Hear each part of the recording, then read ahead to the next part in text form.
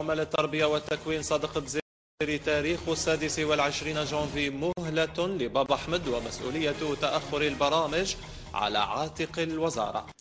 أكد صادق الدزيري رئيس الاتحاد الوطني لعمال التربية والتكوين أن تحديد 26 من شهر جانفي يأتي كآخر مهلة يقدمها التربويون للوزارة من أجل استكمال المطالب التي تقدمت بها نقابات التربية. وذكر المتحدث أن هذا الإضراب جاء نتيجة عدم التزام الوزارة بالتواريخ المحددة لتلبية مطالب عمال قطاع التربية.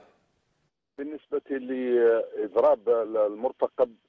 اللي أقره المجلس الوطني، في الحقيقة أن هذا الإضراب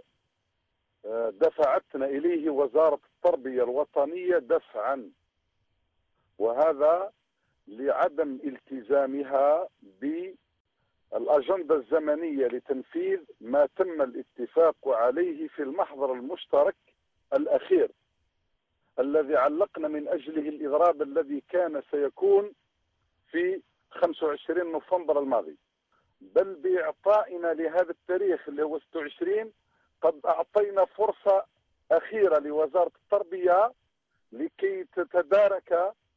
التزاماتها بالوفاء بها.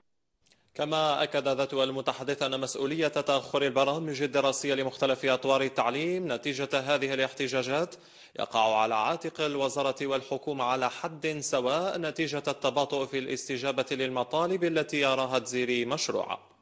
ندرك ذلك فعلا له أثر جد سلبي على استقرار المدرسة، على تمدرس أبنائنا التلاميذ، لكن ليست مسؤوليتنا وحدنا،